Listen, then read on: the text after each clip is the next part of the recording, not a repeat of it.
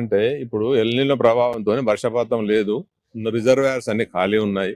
Streams అన్ని ఖాళీ ఉన్నాయి. గోదావరి ఖాళీ ఉంది. మంజీరా ఖాళీ ఉంది. కృష్ణా కూడా ఖాళీ ఉంది. మనకు తెలంగాణలో నీళ్లు ఇప్పుడు ఎక్కడ లభ్యమవుతుందంటే ఓన్లీ ప్రాణహితలు మాత్రమే ఉన్నాయి. ఆ వాటిని లిఫ్ట్ చేసుకోవడానికి కావాల్సిన అన్ని అరేంజ్మెంట్స్ ఉన్నాయి. రోజుకు 3 TMCల చొప్పున పంపు చేసుకునే కెపాసిటీ ఇప్పుడు ఆల్రెడీ ఉన్నాయి మన దగ్గర ఇన్ఫ్రాస్ట్రక్చర్. ఇప్పుడు స్టార్ట్ ఓన్లీ వాళ్ళకి చెప్పాల్సింది బటన్ నొక్కమనడం, వాళ్ళకి కావాల్సిన ఎస్పీడీసీ వాళ్ళకి పవర్ ఇవ్వమనడం, ఈ రెండే మిగిలినాయి. అది ఇస్తే పని చేస్తుంది. తర్వాత మేడిగడ్డలో ఎటువంటి గేట్లు దించకుండానే పంపులు నడవచ్చు.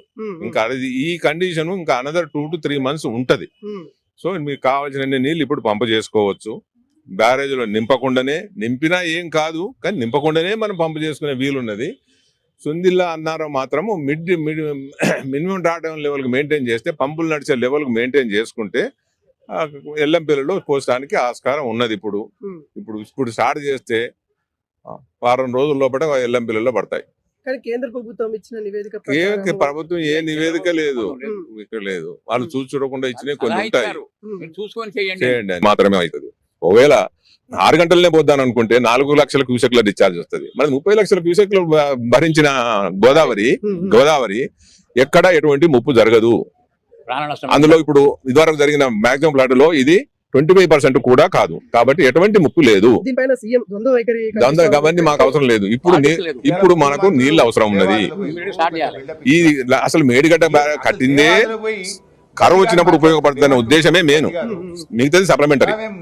మనకు కావాల్సింది deficit about 10%, 10 to 15% of the deficit rainfall ఉన్నప్పుడు, డిఫిసిట్ ఇన్ఫ్లోస్ ఉన్నప్పుడు అది కంపల్సేట్ చేసుకోవడానికి మనకు వస్తుంది. మొత్తము ఈ నీళ్ళే పంపు చేయాలని ఏం లేదు.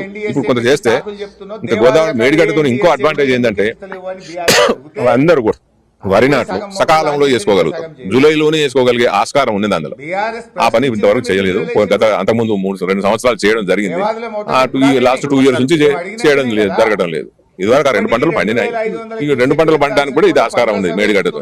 ఎందుకంటే నింపిన నీళ్లు ఆ పంటకు సరిపోతే మళ్ళీ నీళ్ళు ఇన్ఫ్లోస్ వర్షం పడితేనే వస్తాయి. కాబట్టి ఈ పంపు చేసుకుంటే సెకండ్ క్రాప్ కూడా వస్తుంది.